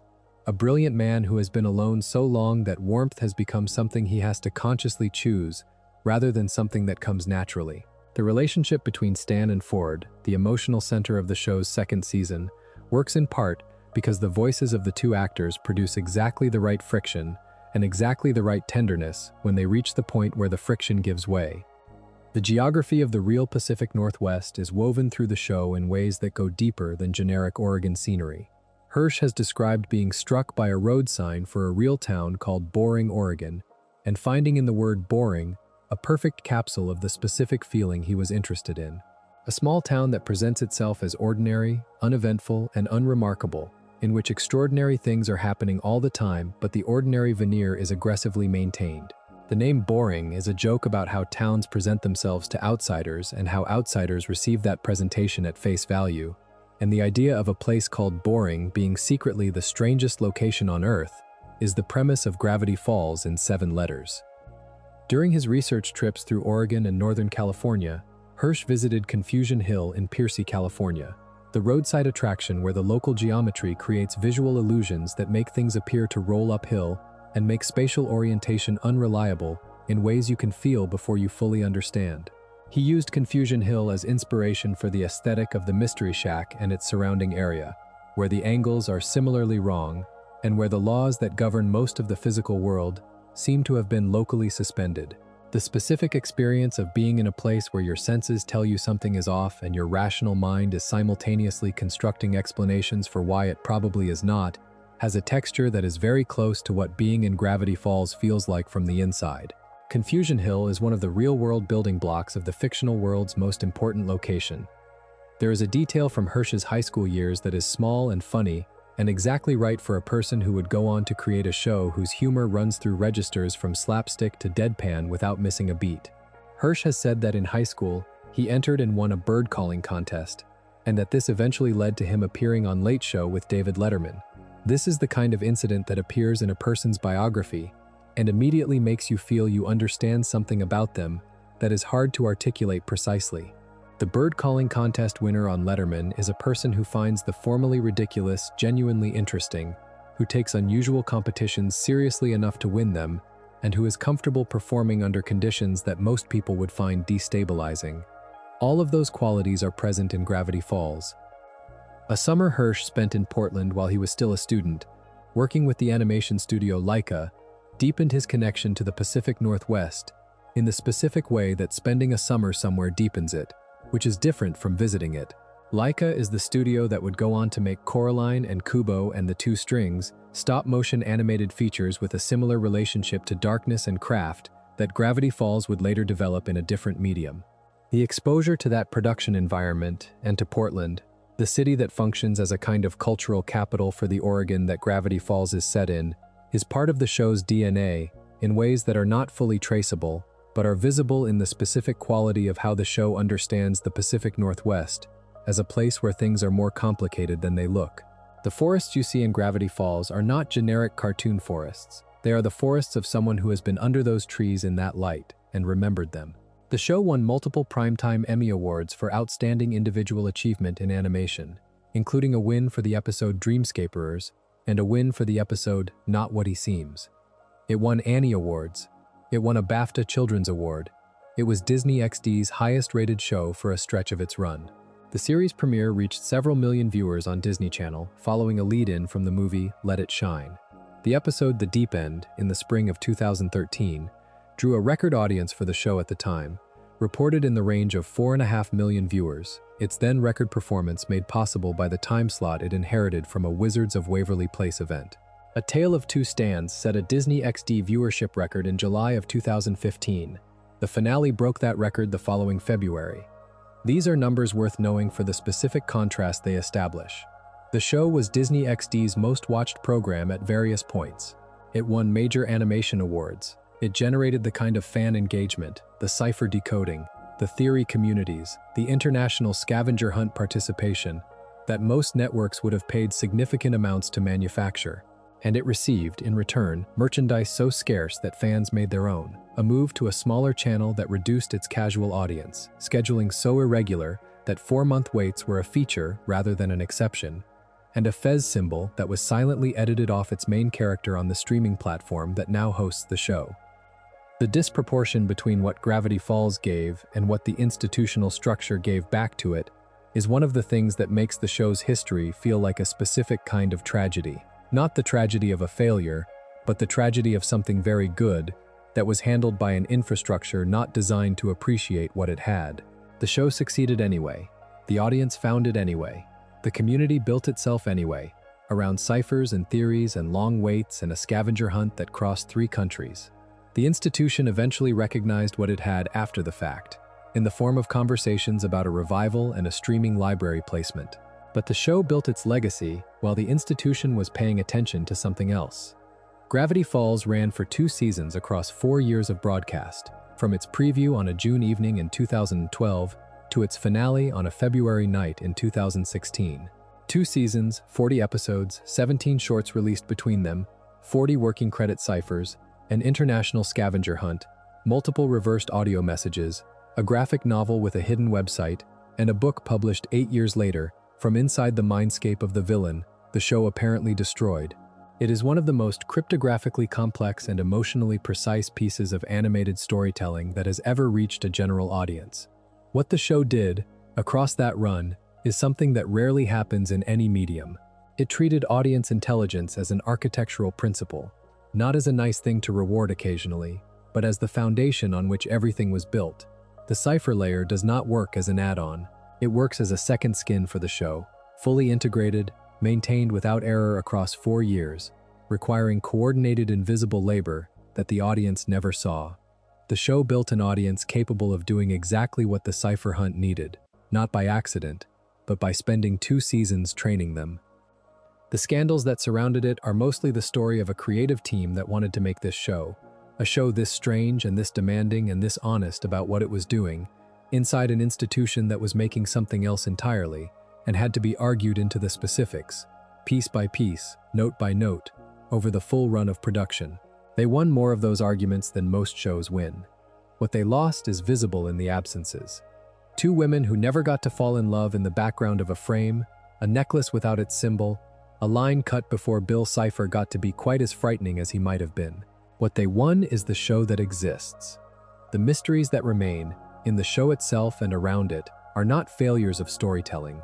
They are the feeling of a world that was larger than what the available time could document. The The question of why Gravity Falls is weird has no canonical answer. The Dipper clones are somewhere in an Oregon forest on a bicycle, and nobody in the show has wondered about them for years. The monocle on the spine of Journal 3 has never been explained. Time Baby may or may not be recoverable from what Bill did to him. The Polybius cipher in the blacklight edition of Journal 3 is sitting in someone's book, waiting. And somewhere in the cosmic architecture the show built, Bill Cipher is under sentence, writing a journal he sent to Earth as an escape attempt, invoking the Axolotl letter by letter in a backwards audio message that fans decoded on the night of February 15th of 2016, and sitting with whatever an eternity of mandatory self-reflection means for a triangle that has never wanted to look inward in his life. The fans who decoded that backwards message, who assembled the jigsaw, who called the hotline about the missing pig, who flew to St. Petersburg and drove to Reedsport and waited months for a cliffhanger to resolve, are still out there. The community still exists. The summer still happened. The summer in Gravity Falls always ended. The show knew that from the beginning and built it into the show's deepest structure. Dipper and Mabel come back to the real world, older and changed, carrying what the summer gave them and what it cost them. And the Mystery Shack is still there, and Grunkle Stan's memories came back, and the town is still weird. And somewhere in the trees there is something that was always there before the twins arrived, and will still be there long after they stop coming back. Before we drift toward the end of this, one last thought. What Gravity Falls did to its audience is not a common relationship for a piece of animated entertainment to build. Most shows ask you to watch. Gravity Falls asked you to read closely, to check the credits, to hold theories loosely, to reverse the audio when something sounded off, to come back next week even when next week was months away. It treated its audience like collaborators in the discovery of its own story, and when the show ended, that collaboration did not end with it. It moved into the cipher hunt, into the fan art and the theory threads, into the blacklight cipher waiting in Journal 3, into whatever the fans of the show are doing tonight with a series that stopped producing new episodes almost a decade ago and still occupies some steady, quiet part of their inner life. That kind of hold is rare. It comes from being made honestly by people who cared exactly this much and no less. The show gave us a summer that felt like it mattered, which is exactly what the best summers do, and it made us work to understand it, which is what the best stories do. That combination, the feeling that something is at stake, plus the demand that you pay attention to discover what, is not common in any medium. It is rare enough that when it shows up, in this form, on a Disney Channel animated series, aimed at families, running cipher systems in the credits and hiding promises from dying villains in the reversed audio of its finale, it tends to stay with the people who found it for a long time. The cipher is still there in the credits. The reversed audio is still in the finale. The 2,000-piece jigsaw that got assembled during a global scavenger hunt that ended in Oregon is a fact that happened and does not become less real with time. Gravity Falls built a relationship with its audience that was specifically designed to require reciprocal intelligence, and the audience brought it, and both sides of that exchange made something that neither could have made alone. So let the town of Gravity Falls stay where you left it tonight. In the trees, in the fog, in the woods behind the Mystery Shack, holding all of its secrets in the careful order it built them in. Let the ciphers keep working in the credits. Let the reversed voice in the finale keep spelling out its axolotl word by word, waiting for whoever plays it backwards next. Let the summer keep ending the way it always did, gently and on time. Let the twins keep going home. Let Grunkle Stan keep his memories. Let Blubs keep looking at Durland. Let McGucket keep his son. Let Bill keep his sentence, quiet in some higher room, filling a journal he thinks is going to save him. There is nothing to solve tonight. The show has been finished for years. The community that decoded it still exists. The trees behind the Mystery Shack are still there, and something in them is still watching, and it wishes you well. Rest well, sleep as deep as you like. The story is still there in the morning, and so are we. If you enjoyed the video, make sure to subscribe, and I'll see you in the next one.